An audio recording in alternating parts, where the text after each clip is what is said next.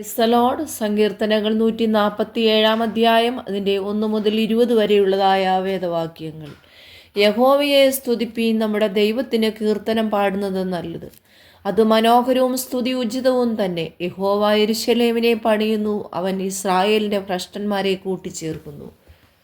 മനം തകർന്നവരെ അവൻ സൗഖ്യമാക്കുകയും അവരുടെ മുറിവുകളെ കെട്ടുകയും ചെയ്യുന്നു. അവൻ നക്ഷത്രങ്ങളുടെ എണ്ണം നോക്കുന്നു, അവയ്ക്കൊക്കെയും പേർ വിളിക്കുന്നു. നമ്മുടെ കർത്താവ് വലിയവനും ശക്തിയേറിയവനുമാകുന്നു. അവൻ്റെ വിവേകത്തിന് അന്തമില്ല. യഹോവ താഴ്മയുള്ളവനെ ഉയർത്തുന്നു, അവൻ ദുഷ്ടന്മാരെ നിലത്തോളം താഴ്ത്തുന്നു.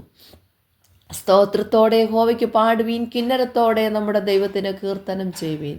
അവൻ ആകാശത്തെ മേഘം കൊണ്ട് മൂടുന്നു, ഭൂമിക്കായി മഴ ഒരുക്കുന്നു. അവൻ പർവ്വതങ്ങളിൽ പുല്ല് മുളപ്പിക്കുന്നു, അവൻ മൃഗങ്ങൾക്കും കരയുന്ന കാക്ക കുഞ്ഞുങ്ങൾക്കും അതതിൻ്റെ ആഹാരം കൊടുക്കുന്നു. അശ്വബലത്തിൽ അവന് ഇഷ്ടം തോന്നുന്നില്ല, പുരുഷന്റെ ഉരുക്കളിൽ പ്രസാദിക്കുന്നതുമില്ല. തന്നെ ഭയപ്പെടുകയും തൻ്റെ ദയയിൽ പ്രത്യാശ വയ്ക്കുകയും ചെയ്യുന്നവരിൽ യഹോവ പ്രസാദിക്കുന്നു. യെരൂശലേമേ, യഹോവയെ പുകഴ്ത്തുക, സിയോനെ, നിന്റെ ദൈവത്തെ സ്തുതിക്കാം.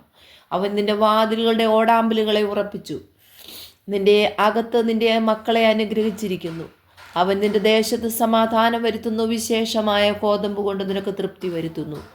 അവൻ തൻ്റെ ആജ്ഞ ഭൂമിയിലേക്ക് അയക്കുന്നു, അവൻ്റെ വചനം അതിവേഗം ഓടുന്നു. അവൻ പഞ്ഞി പോലെ മഞ്ഞു പെയ്യ്ക്കുന്നു, ചാരം പോലെ നീഹാരം വിതറുന്നു. അവൻ നീർക്കട്ട കഷ്ണം കഷ്ണമായി എറിയുന്നു, അവൻ്റെ കുളിർ സഹിച്ച് നിൽക്കുന്നവനാർ. അവൻ തൻ്റെ വചനമായി ചവയെ ഉരുക്കുന്നു, കാറ്റടുപ്പിച്ച് വെള്ളത്തെ ഒഴുക്കുന്നു. അവൻ യാക്കോബിന് തൻ്റെ വചനവും ഇസ്രായേലിന് തൻ്റെ ചട്ടങ്ങളും വിധികളും വെളിപ്പെടുത്തുന്നു. അങ്ങനെ യാതൊരു ജാതിക്കും അവൻ ചെയ്തിട്ടില്ല, അവൻ്റെ വിധികളെ അവർ അറിഞ്ഞിട്ടുമില്ല.